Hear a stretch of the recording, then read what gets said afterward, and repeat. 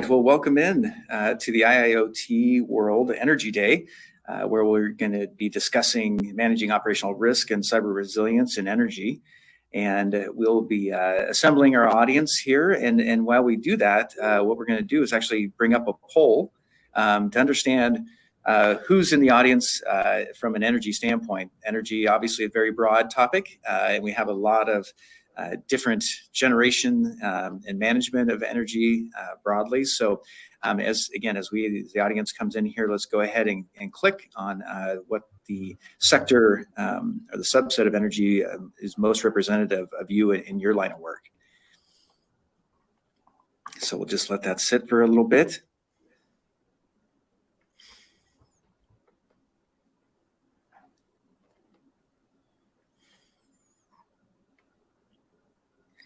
And for those of you just joining, welcome to the IIoT World Energy Day. Our topic here today is managing operational risk and cyber resilience in energy, and we're starting off with a poll to capture the audience and where power is represented and energy is represented across the vertical. So if you take a second and enter in what mostly aligns to your line of work, that'll give us a great insight to who's represented here is in the broad energy field.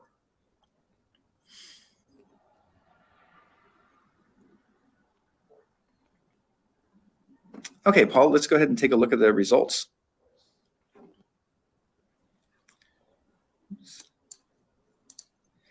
All right, so as we can see, we've got a large representation here in the other category, but renewables followed by power generation, and then nuclear, chemical, and mining, wrapping that up. And so other, we're going to have some other polls that will give us some more insight to that, but this could be in the consultant area and so forth, not assigned to a specific energy sector. So thank you for that. That gives us a great insight.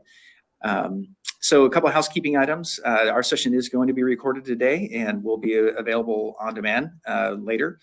And then also, this is an interactive webinar with my esteemed colleagues who I'll introduce in a second here. So please use the Q&A function in the upper right-hand side as opposed to the chat, but use the Q&A section, and that way we'll capture your questions. And please post those as they come to you during the session. And we'll try to answer those during the session. And if not, we have some time at the end for Q&A. And so with that, I would like to actually turn it over to my esteemed panel here to introduce themselves and their company, a little bit of background, and then we'll get going on our agenda. So I will move to my right, and I'll have Quest, you'll go first. Sure thing. Thanks for having us. I'm really excited to be here today. So good morning, good afternoon, everyone. I am Quest Taylor. I am a global cybersecurity offer manager at Schneider Electric. I'm on our cybersecurity solutions and services side of the business. If you know Schneider Electric, we also do a lot with product security as well. Before this, I was with ABB, working as a cybersecurity product specialist for a number of years. And as well, I was on their digital platform and digital transformation team. So I'm based out of Denver, Colorado, and I'm really excited to be here today and look forward to answering your questions. All right, Wes, thanks so much. Larry, you next. Hi, my name is Larry Alls. I am with HCL Tech as a director of OT solutions. I have been in the OT industry, energy and utility specifically, for about 25 years. I cut my teeth at GE for 10 years, and then I was at ABB there with Quest, actually, helping him develop cybersecurity solutions for the energy and utility space. But hopefully we'll be able to shed some light on resiliency here for you guys. Awesome. All right, Curtis. Hey, everybody. Thanks for having me. I am Curtis Simpson. I am the CISO at Armis. At Armis, we help OT operations and others every single day truly understand the landscape and develop cyber resiliency programs around those assets that truly power their businesses. I've got over 20 years of experience actually working on the enterprise side of the house, building and leading cyber and technology programs at scale, including working for the world's largest food service distribution company and critical infrastructure in building their OT security practice from the ground up. So really happy to be part of the conversation. Awesome. Thanks, Curtis. And my name is Rich Springer, and I'm the Director of Product Solutions for OT for Fortinet. So we have tens of thousands of customers out there in the industrial space, and energy is one of our largest verticals, and cover, again, globally customers in the energy field as well. So welcome in, everybody. And so let's start off. And Curtis, I'm going to turn to you first just to kind of paint the picture here about talking about risk and energy. But, give us a broad brushstrokes about the cyber landscape and how, how energy and risk and the combination thereof. Yeah, it's a really good opening question, right? Just really talking about what is this risk? What does this risk landscape look like today? In general, what I've fundamentally described, and this isn't meant to be shock and awe, it's the single largest attack vector with the greatest potential for damage and destruction, not only local to the operation itself, but local to the community, the corresponding supply chain, the region, could even be extended nationally or beyond. The reality is that air gaps are fundamentally gone. The convergence between IT and OT has happened over years and often under our noses, but really unbeknownst to us in terms of what it truly looks like. How connected is our business landscape? What are those vectors that bad actors are able to take advantage of? And the reality is they're starting in OT environments, branching into OT, or starting in IT, taking advantage of exploiting assets that we're not paying attention to, using those opportunities when they go dark to move into OT landscapes and fundamentally drive ransoms, destruction, whatever that outcome looks like that we're continuing to see in the news. The reality is that the things I was talking about with my board 6 years ago or so now are the reality of today. And at the time, I was actually having to speak about the potential implications at scale that were going to affect our customers, our brand, our operations. The reality is that what we hold dear when it comes to availability, safety, our partnerships, our supply chain, et cetera, it's all at risk today. The reality is again, everything's connected. IoT, OT, and IT are all communicating with one another on a regular basis.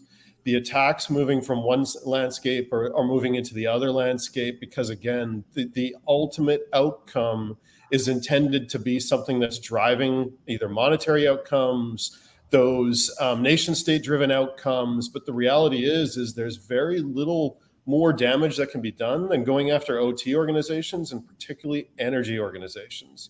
So the challenge is that the attack landscape is there. It's very real. It's very large. And bad actors have created weaponized toolkits to take advantage of all of it, regardless of some of the nuances within our landscapes. Often we do not have the visibility required to understand what our risks are, let alone what threats we're facing now in the moment and what the potential is for destruction. So the risk landscape is fundamentally that. The positive element, of course, which we'll get into today, is there are a lot of opportunities to tackle this risk. It is very real, it is very large, and we're seeing it on the news on a daily basis. Yeah, interesting. I just recently the cosmic energy malware came out, which is the OT focused tool, I guess we'll call it, but it has derivatives to Indestroyer and Indestroyer version 2, and this is going into nation state level activity, looking specifically at electric distribution generation side of the house, and so that just again is another dose of reality. Meanwhile, the majority of our job is protecting against that ransomware event that may creep in from the IT into the OT. So, yeah, shifting sands in this cyber landscape, that's for sure. So, now looking at the other side, so we know the risk is near and present, and then events do happen, and some of them get into the headlines and get focus, and then it seems like the pendulum them switch to, okay, how do we fix this? And that sometimes leads to at least additional instructions and may lead to regulations. So Larry, as we just talked about, the cause, the regulatory piece of it can be the effect. So what do you see in coordination with this rising security risk as far as the regulatory landscape is concerned? Yeah, I spent many years in my OT cybersecurity career helping people comply with regulations. So we'll talk a little bit later about how regulations don't always equal security, but it is definitely it's a step in the right direction. But the future of regulations in the energy and utilities industry is actually pretty complex. There's a lot of things going on. I was reading Deloitte's 2023 Power and Utilities Industry Outlook, and in 2023 there are basically a lot of developments now that are happening in the industry due to a lot of the pushes for green energy. Grid modernization, for instance, is one where 115 million smart meters are going to be deployed. They're going to be replaced with better technology, basically becoming essentially edge computing devices, right? So you'll have 115 million edge computing devices out there. Everybody's house will be a target for the power plant. ESG reporting, this is also becoming a huge thing with the climate control thing. There's actually some proposed new rules by SEC currently in 2023 that would require public companies to annually disclose certain climate-related financial statement metrics, information related to climate-related risks and greenhouse gas emissions in public disclosure filing. So just this year, they're creating or they are proposing new rules and regulations in that area as well. A third thing that they brought up was grid flexibility, where companies are now looking at investigating alternative battery technologies. Right. All the new metals and minings and things that are going to happen for the alternative battery technologies, and also number 4, decarbonized fuels like hydrogen. So these things are not currently in our grid. Batteries, storage systems, new fuels like this. So what is that going to do? The evolution of that is also going to bring new regulations and new controls that need to be followed, but also the electric vehicles. What are we going to do to meet the demand for new electricity? I mean, they're cutting out our gas stoves. They are trying to get rid of the gas vehicles, and there's a push towards all electric. And it's not a bad thing. It's not a good thing. It's just a thing. But we have to be able to meet those demands.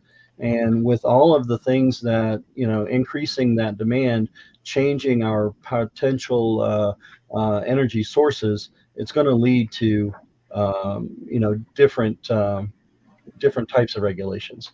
But in order to provide pure, reliable, affordable, clean electricity, it's challenging. We have inflation, we have high fuel costs, supply chain issues.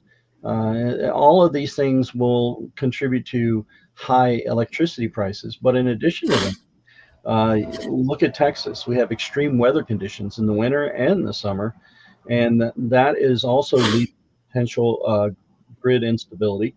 We have cybersecurity threats that are now coming. They always have been, but they are coming at an exponentially greater numbers than they used to. And then growth of variable renewables and distribution resources continues to require that we be very innovative in the way we manage the grid. So grid reliability is the whole purpose of regulation, right? Yeah. Making sure that we have a stable nation.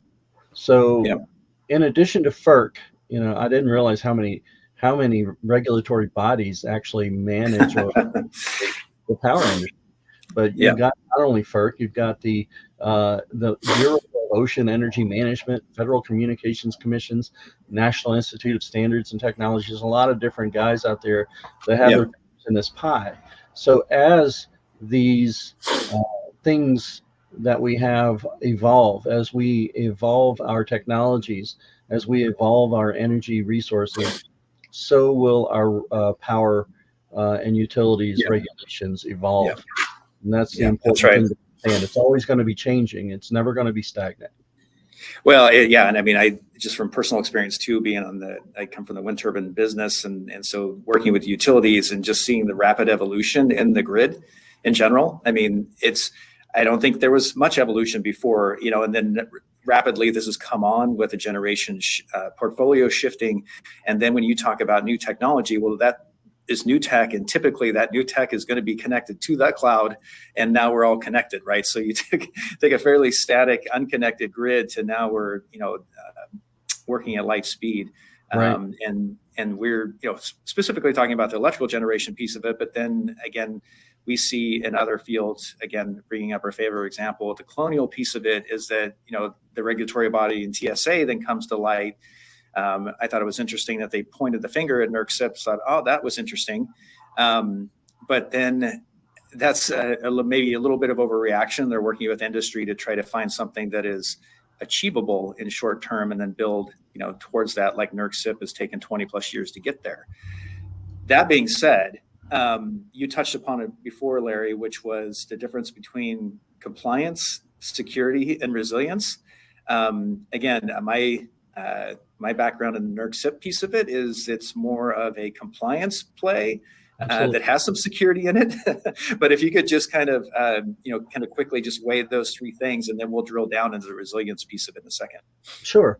The whole thing that I talked about in the last question was about compliance, right?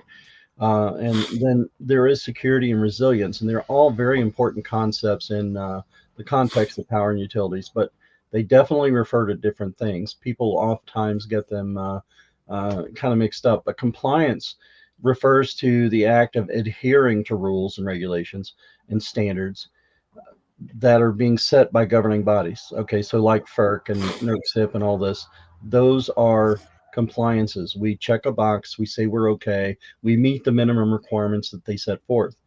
In context of power and utilities, that could include regulations that are based on safety, environmental protection, cybersecurity threats, and consumer protection. So these are all potential compliance issues.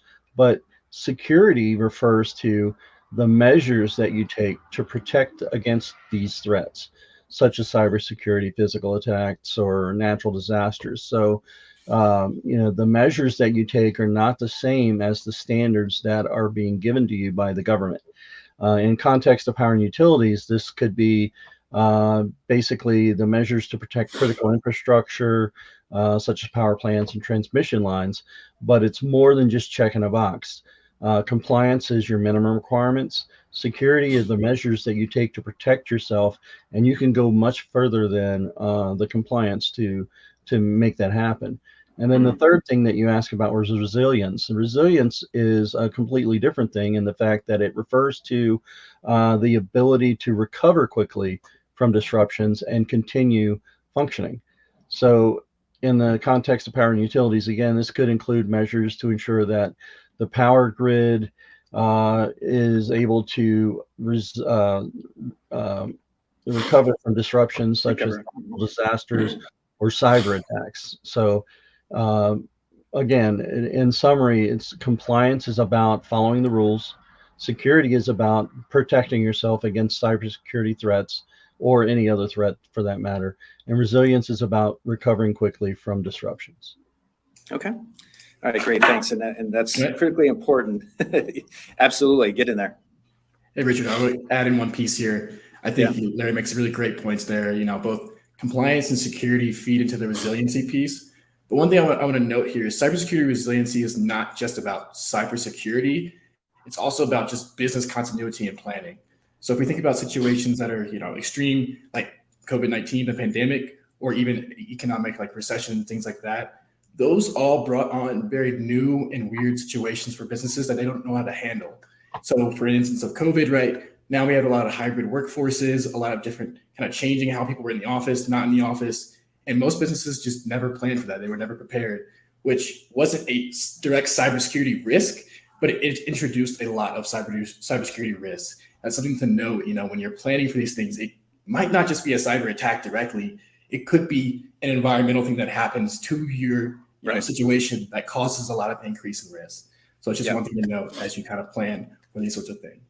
Yeah, great example. I mean, business continuity. I mean, whether it's a cyber event or whether it's a pandemic event, that your cyber resiliency plan better be fluid, right? And you need to continually revisit that.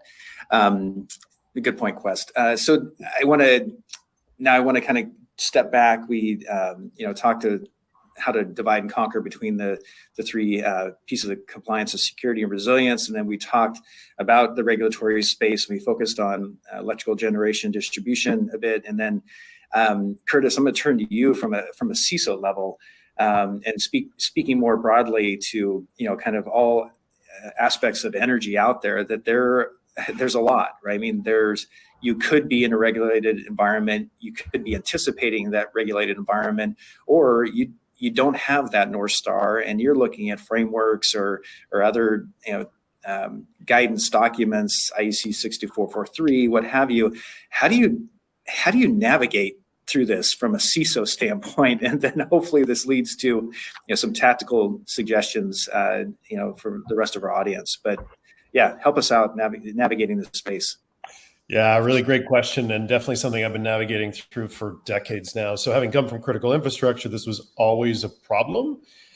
And the problem is multifaceted, right? We're not in business to be compliant. That's a fact. We're also not in business to be secure. We need to maintain business operations. We need to maintain the supply chain, all the things we talked about earlier. So as we think about that, there's a couple of things there's actually a few techniques that I've been applying for years and I still applied today. And these can be applied through technology or not, really light technology. So the key is that we've got to focus on the controls. It's not about the litany of different frameworks necessarily. It's about the controls that we need to implement in our environment to safeguard operations, safeguard brand, maintain supply chain, etc. Here's the thing, is that smart people have actually been mapping controls across frameworks for decades now. And I'll give you a couple examples. So when you look at SIP and CSF specifically, NIST and NERC have actually come together for years now to relate controls across those frameworks back to one another. But you're also seeing a number of different mappings that exist out in the field around MITRE ICS controls back to CSF and SIP. And the list goes on. So what you're now able to do is you're able to look at the collective of frameworks that are either mandated for your operation or that you'd like to be striving to achieve for various different reasons, and actually take a step back and look at the common controls. You can do this through technology, whether that's existing GRC footprints or through more modern technologies that are giving you continuous visibility into your operating landscape and where you have the gaps and where you do not have the gaps. But spending that time to actually identify what are those key risks that we have, what are the key controls that we need to implement, and how do these relate back to our frameworks? And then what are the gaps, both from a security and compliance perspective, and how do we want to prioritize those in support of business operations and in support of compliance? That's the way to look at it. And as you look at the controls and you implement those controls, what you'll find is you implement the controls that relate, as an example, back to NIST frameworks. And I would very much recommend starting with NIST frameworks because they've been mapped to everything else across industries and sectors. As you start mapping to these frameworks and realizing what you do or don't have in place, you start introducing those controls. Every new framework you start to adopt, you'll find actually becomes easier. You have common footprints, common understanding of what you have and haven't done, and then your gap list is shorter, and you've already built that level of rigor in terms of how you tackle these gaps, prioritize these gaps, and work on them as an organization. Very much the approach that I would recommend for folks in general. Interesting. And so it's kind of the trunk and branch. I mean, again, this has been going on in government institutions, academia, and so forth. And again, NERC-CIP probably has the longest lived from a regulatory standpoint for 20 years. But you're right. I mean, there is a lot of smart people putting pen to pad that constructed these frameworks. And so, yeah, instead of starting with the leaves at the end of the branches, work backwards into that core and build from there. It sounds like a smart move. Great. So we talked basically kind of like a process side of things, and we'll get into people in a second, but now we can shift gears a little bit from the tech, and Quest, you've been very patient here, but the next question is for you is so how does technology play into this resiliency piece of the equation? And again, we're looking everything from, you talked about business continuity as well as safety with the people involved. But since we are on the industrial webinar here, we always like to talk tech. So what does technology play? And then can you give us a couple of examples in that regard? Yeah, certainly. So, we always talk about people, process, technology. And so technology plays a critical role in cybersecurity, and that just can't be, done without. I think the first piece of that, right, if we look at from the people standpoint, we just don't have enough people today to do what needs to be done. We have increase in threats. We have so many new technologies that are coming out that need to be maintained, monitored, upkept. We have so many different cybersecurity regulations that need to be understood, monitored, things like that. And so, with the gap of over 750,000 open jobs in the US for cybersecurity alone, people just can't do it. We need technology. So that's a clear fact. Number two, when we look at cyber resiliency and what Curtis was just saying about, tracking our performance on compliance and kind of comparing that to other standards, technology is going to be our key best friend there to help us to keep track of those data points over time, understand where we're faulting, understand where we need to improve and how to improve. And I think that technology will help to fill that gap over time. I don't think we're there yet. We're very dependent on people still, but I think that technologies will continue to grow and automation will continue to grow in the space that will help to fill that gap that we have today. So I think that's going to be a critical piece to today as well as the future. Yeah, interesting. Like you said, filling the people problem is not just, in addition to bringing that new tech on and the rigor required to do that appropriately. I mean, we're really just kind of spanning the need that we don't have enough people to do the jobs, right, as well. So kind of a dual challenge as we're bringing on all this new tech and going back to Larry. I mean, again, talking about an energy portfolio that is changing rapidly, that tech is helping us, pave the way for the future. Yeah, I think it's critical to note as well, though, that we can't do it all with technology. We have to have people. I understand that there's a shortage, but when you start allowing technology to determine whether a plant should be online or not online, or you have to have people there to be able to determine some of the best courses of action. So we always have to have that human aspect there. Yep. Yeah, no doubt. That's I don't know, with all the chat GPT, again, mark your bingo card, with all this super futuristic view of we all just sit back and do nothing while the machines talk. I think we're in the industrial world, we're firmly planted. There's still got to be fingers on buttons at the end of the day. But that actually is a nice segue into kind of our next conversation point, which is about governance. And talking about people. So Curtis, shifting to you, and afterwards we're going to have a poll, but just to talk about governance in regards of like cybersecurity, again, with industrial being relatively immature, and to our IT friends, but you sit as a CISO. Tell us about that governance and that interplay between the industrial needs of production security and reliability, and then from security needs coming from our cyber landscape. Yeah, this is a topic I'm very passionate about, because to the point that was just made by Larry and Quest, the technology is important, but the relationships between IT and OT are actually more important, and especially from day one. So the reality is this, and this is a reality that I faced, is that OT or IT has created a divide in the relationship between IT and OT. Historically, within most operations, IT has pushed technology onto OT that has disrupted operations, created a gulf between the relationship between the two teams. And first and foremost, that gulf needs to be closed. And why? Because both teams have very different perspectives on risk. They're both right. So there are perspectives of risk that IT has that OT doesn't have, in terms of threat actors, the technology that's being exploited, the risks that exist in IT that are being used to break into OT, etc. And OT have not only common operational challenges they've been facing, but key risks that they're looking to address within their space. So the first thing that's very important is for the two teams to come together. More often than not, it's actually going to start with the technology team. The technology team going hat in hand back to the OT team saying, I know we screwed up in the past, but let's revisit this relationship. Technology has reached the point where passive capabilities can be used within these critical landscapes such that we will not damage, we will not destroy, we will not cause interruption, but rather technology is here to help our OT partners tackle everything from basic inventory challenges and Purdue model mappings to being able to be more effective at understanding and manage resiliency at scale.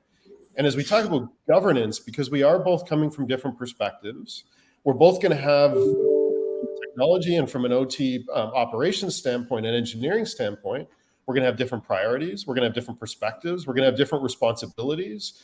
So we need to not only understand or bring, from a technology perspective, the art of the possible back to OT. We got to form that relationship. We have to understand what each other's priorities are, and then start aligning on those priorities in terms of how we're going to tackle them together, and then how we're going to operationally start bringing our teams together to be more effective at understanding both risk proactively and being able to react to the actual events that are happening in the environment as partners and peers, not as adversaries within the landscape. This was where I had to start. This is where the vast majority of our customers have to start.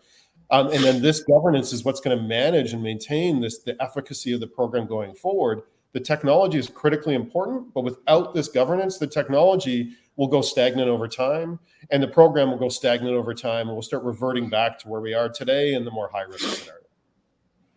Interesting. Yeah, I just had this come up with a multiple customer briefing yesterday, and they asked that question, and we were talking about basically security operations and whether it's OT specific because of the operational needs or whether it needs to be a converged IT OT. And they asked what is the best answer? And and it really was, that doesn't really matter, but you have to have your IT and OT teams working together, right? So it's really, you need to peel that back and see how you're actually starting, from step zero as far as the collaboration amongst the teams to build those best practices. Excellent. So the only other thing I would add to that too is that the other trend that I've seen that I would highly advise against is setting up a separate OT SOC. So again, if we talk about what the actual risk landscape looks like and how attacks are playing out, they're often starting in OT, they're starting in internet connected assets and then moving into, or starting in IT and then moving into OT. So as you think about this overall risk landscape, you don't want to have one team looking at some of the attacks, some of the events, and have another team completely separate from the first team looking at the other elements of the attack, the other elements of the events playing out in the environment. That has to be a joint operation. And whether that's establishing a new team and folding the existing one into that, growing the existing team, having two teams working together, you can't have those teams siloed. That is a recipe for disaster. Yeah, the key there is to have context around your alerts. Understanding if it's coming from an OT environment, what is the impact of that particular Windows machine versus a Windows machine in your IT environment. Exactly. So that's where to your point, Curtis, they have to be working together. Yeah, exactly. Good point. Good. We're going to move to another poll, actually, to again, look to our audience about how they're addressing governance. So how would you characterize your governance? Again, is this largely being led by the IT team, or is it the OT team standalone, or is it a blend? And maybe you're not there yet. So you don't have a plan, but you know that this is coming, or you are planning. So there are various different phases here, and I think we've all experienced that, especially again from the industrial side being relatively immature in comparison to the IT side. But yeah, go ahead and take a second here to respond to that, to help us confirm, deny, or otherwise shed light on this governance challenge. All right, Paul, let's take a look at those results. All right. And so here, boy, we've got a nice spread across the board here that we've got, interpreting in. So we've got everybody's kind of on their way, split obviously between the IT, OT, and blend, and then some don't have a plan. So again, we know in the maturity spectrum that we'd anticipate this kind of wide results, and then we also know that, leveraging Curtis's words and the panel's words here about giving some guidance is that we're in the early stages. But key insights there. So thank you, everybody, for contributing to that. As we move on, I want to turn it over to Quest. Quest, I turned to you initially about tech and then talked about the people pieces of it. So specifically about resiliency, readiness, and so forth. Take a swing and expand more upon the people and the process piece of it as well. Yeah, sure thing. So both Larry and Curtis mentioned great points, right? That technology, where it is today, is phenomenal. We've made vast improvements over the past couple of years to bring great technology to the ICS space. But we just can't forget about the people aspect. And that's the most critical part today, at least in my opinion, of becoming cyber ready, to be cyber resilient, is the people and process aspect. If we look at, for one, right, many of the attacks due today are mostly due to people, either malpractice or just open vulnerabilities that we're not taking care of. Technology can help to try to prevent and detect and monitor for those things, but ultimately it comes down to the people and the lack of awareness and the general training that needs to happen. So a lot of that still needs to be done today. Secondly, if we look at some of the biggest trends in advancement in technologies is around vulnerabilities and raising those vulnerabilities up to asset owners, to the IT team, to the OT team. But one of the things that I think that we've had a challenging time doing with technology today is making sense of what those data points mean. So if we look at from the CISA perspective, they released over 1,300 ICS security vulnerabilities last year. Every tool has different ratings of them, but around 70% or so of those vulnerabilities acknowledged were rated as either high or critical severity, which is just a lot for a lot of asset owners to take in to figure out what to do with. When we compound that problem with the fact that many of these technologies have been implemented in the past 1 to 2 years, so they're going back 10 to 15 to 20 plus years of asset data and vulnerabilities at one time is coming into their system, and they're trying to make sense of it and figure out what to do. And while these technologies have a great, prioritization scores and things like that, it really needs people to add that context piece that Larry was just talking about to figure out what's really important for a customer's environment, for an ICS environment. And so when we look at that, you really need to have proper processes and people in place to continue to look at these data points and figure out, okay, what is important for right now? What are some things that we can do later on? And what are some things that are never applicable to our systems, right? Many things are never exploited. So many things aren't worth being dealt with, but could be rated as critical, right? And so being able to make that judgment call and know when to invest resources, when to not, what's going to provide the biggest ROI in terms of impact to cybersecurity posture is really a key piece that people and process bring to the table. And so being able to iterate that over time is truly how you build cyber resiliency. Good point. Good points there, Queston. Thanks for the facts and figures as well. It helps to drive home this area as well. And so we're going to bring up one more poll. So we've talked about the technology, we've talked about people, we talked about processes, and then it's all this adds up into cyber readiness and resiliency. And so again, an opportunity to have input here about where you're self-evaluating yourself. And again, this is a journey. There's not a destination involved with this. So go ahead and do a quick little evaluation about where you are and your company. And Paul, let's go ahead and take a look at those results and see where we're at.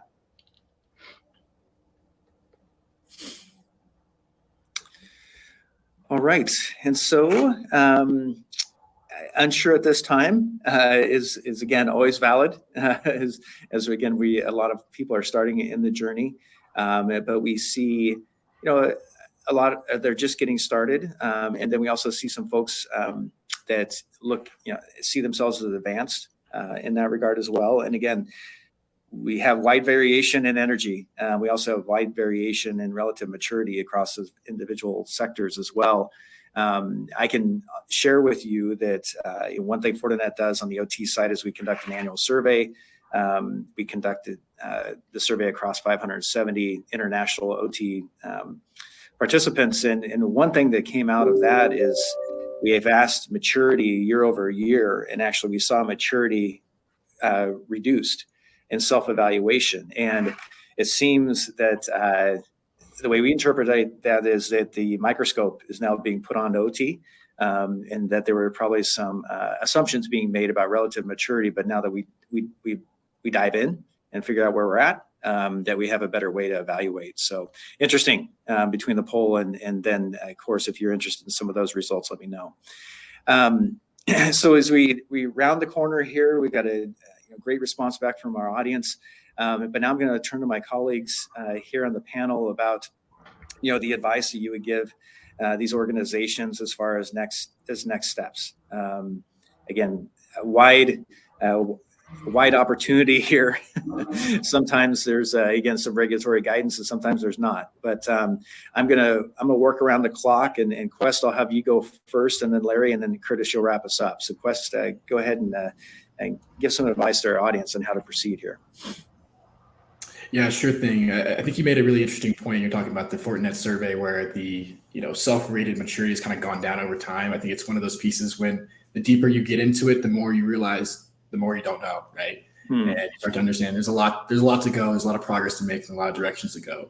And kind of with that being said, I think my biggest advice to people, particularly people early in their journey, but really any point in their journey, right, is just to talk to someone, talk to another organization about where you are today and where you want to be, right? There's a lot of information out there. There's a lot of reports. There's a lot of everything, but it's really hard to understand what really is poignant and important for us to take care of today and what you need to be doing in the future, right?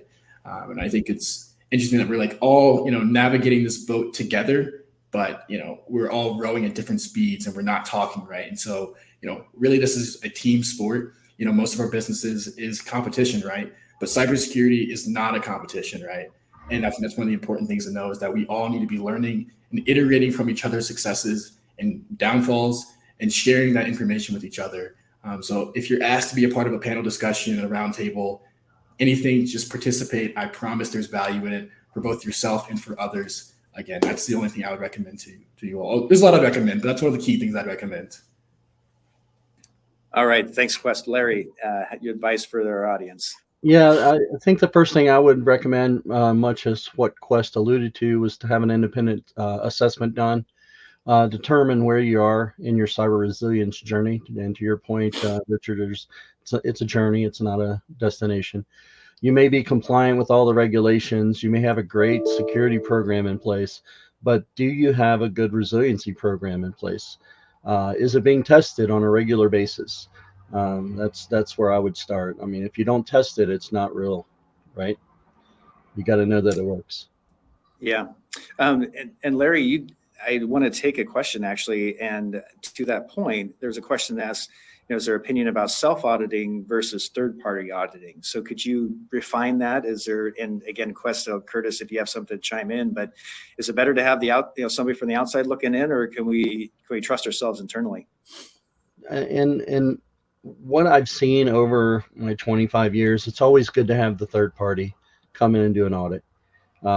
Everybody, they think they know what they're doing, but to Quest's point, do you really have the expertise outside of your company to understand the regulations, everything that's going on in the industry? The changes is one of the big things. Sometimes the company gets locked into a specific culture and they can't see outside of that bubble. So it's always good to have a third party come in, I think, and give you their recommendations. And I think it just keeps you honest. I agree with Larry with one minor nuance, which is the ideal scenario is to work with the third party who can leave behind technology that allows you to continue to assess past the assessment. Agreed. Because one of the challenges we often run into is those point-in-time assessments get done, and then being able to reassess ourselves even 3 months or a year from now or whatever becomes really challenging. And then trying to pay for those folks to come back in can be challenging as well. So definitely try to structure it as such that you can self-assess after the initial assessment as best as possible. Good point, Curtis.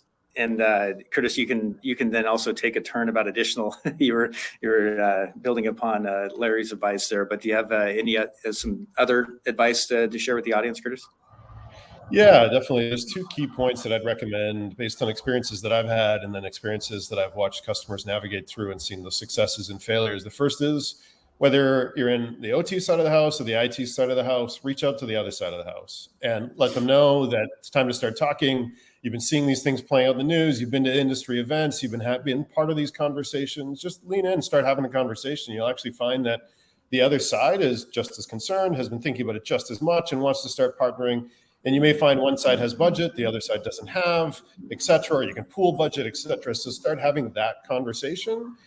And then to the earlier point that was made around some of those technologies is really start, after you have that relationship, is start looking together at closing your visibility gap. One of the biggest things that I do see people do is they'll start taking a segmentation play before they even understand what's in the environment. Don't do that. Because the reality is you're going to spend money and time and efforts dealing with what you know, but I can tell you from an Armis perspective, I haven't seen one OT environment where assumptions were entirely correct. So when the assumptions that we have around what our environment looks like, risks, exposures, how converged it is, the moment we deploy any technology that gives us visibility into the landscape, all those assumptions fly out the window, and we're having to reset assumptions, plans, strategies, etc. So as early as possible, start looking together, ideally, between the two teams on how you can start closing your visibility gap. And then you can use that information, ideally with that third party who gives you the assessment, helps you understand where you are, and then enables technology for you to continue to do so going forward. That will be what allows you to start understanding, what should I do now? What should I do next? And what should I do? Yeah, that's a good point. And I, you'd mentioned the NIST frameworks. I think of the CIS top 20. I mean, there's an actual chronology, of events, and it starts with the visibility, quite honestly. You got to know what you got, type of thing. So again, it goes back to the trunk, right? I mean, really understanding, and then there's a natural progression of things. So that's some good advice. At this point, I would like to actually turn to the Q&A. With the time that we have left, we've answered the first question, but then there's another question here that is interesting, talking about, and I'm taking a little bit of a abbreviated version of this, but talking about the cyber risk versus the operational risk. As we talk CIOs and CISOs about networking and security and so forth, that COO is also a part of the equation as far as the operational liability. So any kind of experiences or guidance here as far as, again, having that operational mindset and in consideration to security as we build resiliency as well. Anybody want to take that to begin with? The one thing that I would say is this is why both teams really need to be looking at this as early as possible. And this goes back to what I was saying earlier, which is both teams have different perspectives on risk. And there's going to be a Venn diagram at the center of that where there are some actions that we can take in earlier days around some of those risks. I will say too, what's important, so you touched on network as an example.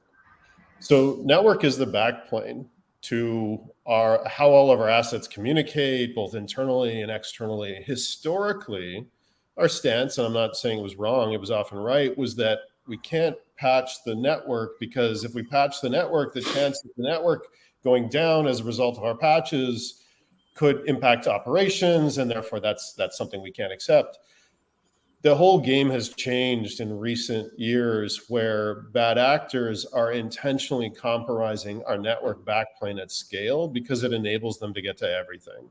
So we're seeing everything from remote access capabilities to network appliances sitting on the wire to network appliances that are just connected to other things that are easily broken into within the environment.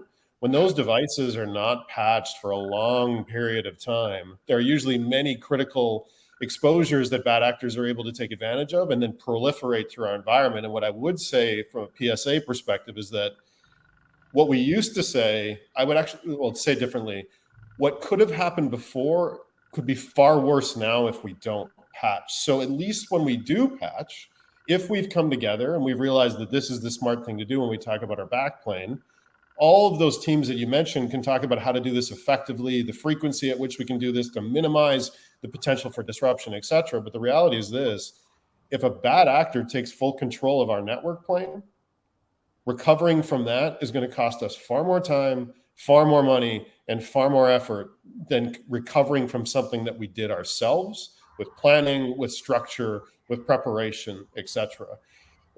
I know it's controversial, but this is the world that we're living in today. And this is why it's so important for the teams to be able to talk about these risks, talk about how we can manage these risks within the elements of operations. Because to your point, and to a point I mentioned earlier, we're not in business to be secure. We're not in business to be compliant. We have to maintain these operations, but games have changed and risks have changed. And we have to acknowledge those items to be able to talk about them transparently and navigate through them together.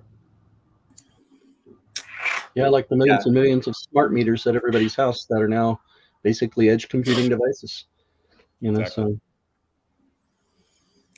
Yeah, and again, Colonial Pipeline just happens to be, the event that people like to refer to, but there are numerous industrial disruptions, largely attributed to ransomware, that caused the production line to stop. And so, yeah, I think it's worthwhile to really, again, going back to that self-assessment and awareness piece of it, is that it's not that you're too small. It's not that you are, not connected. I mean, there are just so many reasons that you are in, you are in the line of sight. It's a matter of whether they get to you or not. And then it's really, again, what is that impact? And I think these events are insightful because of the follow-on impact, and whether that be reputational, whether it be all of the kind of damage control that has to go into these events, let alone the production line stopping. So it's it's very interesting. And again, I urge to make sure that COO persona is part of your cyber resiliency, in order to have, again, that appreciation, to have those people at the table as well, to represent the operational side. Because it does pay the bills at the end of the day. Okay, last question, a little more tactical here. And so, speaking about security and so forth, and the question is around, all the information, all the alerting, and it can just be overwhelming. The question is, can AI be leveraged? And again, apologies for mentioning ChatGPT at the beginning, but can AI be leveraged without becoming burdensome or excessive? So as we close out, any commentary on the usage of AI? And again, I think that directly links to our people conversation earlier. So any thoughts there?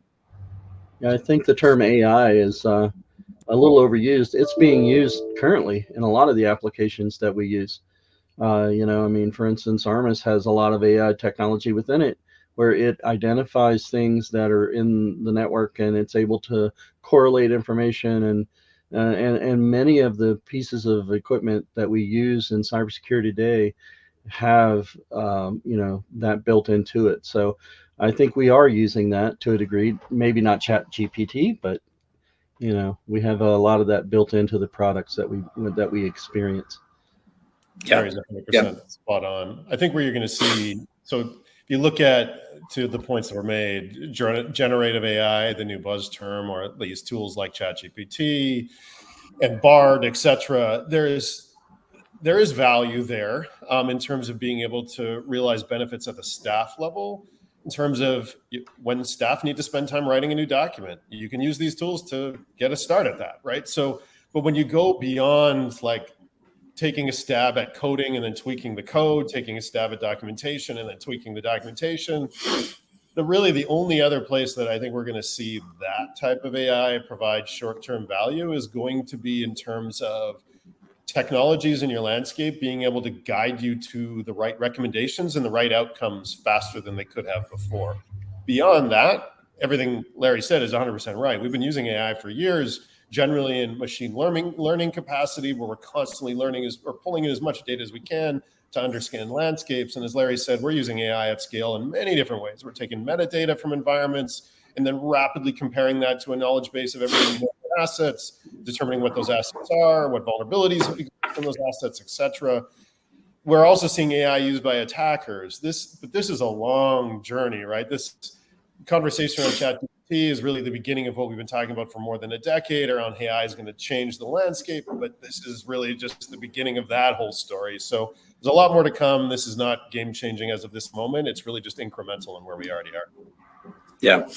Quest, do you want to weigh in here? I see some heavy nodding going on in the same space. No, I strongly agree with everything Larry and Curtis just said, right? We're already seeing it in vast places in both cybersecurity and a lot outside of cybersecurity. I think one thing to note there is Curtis mentioned, right? It could be also used as a starting point. There is a lot of great information that it can output. I think there is something to note there on the limitations of that data. If we look at like ChatGPT and its validity and dates of like going back to 2020 and 2021. So, be careful if things have evolved over time. Definitely can leverage those just to get some foundational information. But again, best practices, compliance standards, all these things evolve continuously month after month. So it's definitely best to kind of consult with people, with providers, third-party providers, to kind of understand what this information means. But definitely can be leveraged to be a tool. Yeah, and I'll just wrap with my input on this as well. I mean, coming from where I stand is that AI, again, has kind of lost its luster from years ago. It used to be that it was AI just in basic. And so if you walked on the showroom floor, everybody had AI, whether they had it or not. And so as time has evolved, like they're all embedded into these systems now. We have millions of sensors out there collecting telemetry and then, bringing it back to our labs. And then from that, printing signatures. So the machine is operating off of AI. And, to the person's question, which was great, I would say, if you have a question about how AI can be leveraged, I would really, look to who you're working with, because they should have already illustrated that to you, quite honestly, because the world that we're in right now is just too big, too massive. The data is too deep to not have that in place. And I think what has happened is that the generative AI piece of it has then caused, a lot of new questions. And so it's just an interesting inflection point in this AI world that we're living in, that it really is the underbelly of a lot of everything that's there. And then the generative piece of it is just the next iteration and kind of the flashier part right now too. So anyway, I'm going to stop there. We're near the top of the hour. I want to thank IIoT World for assembling this panel and giving me the opportunity to host my distinguished panel. And the panelists, thank you so much. Your input was awesome and varied in this wide space. And I hope our audience has some takeaways there to help them on their journey. So with that, I thank you so much. Enjoy the rest of your day, your evening, and be safe. Thank you so much. Thank you. Thanks, everyone. Have a great day.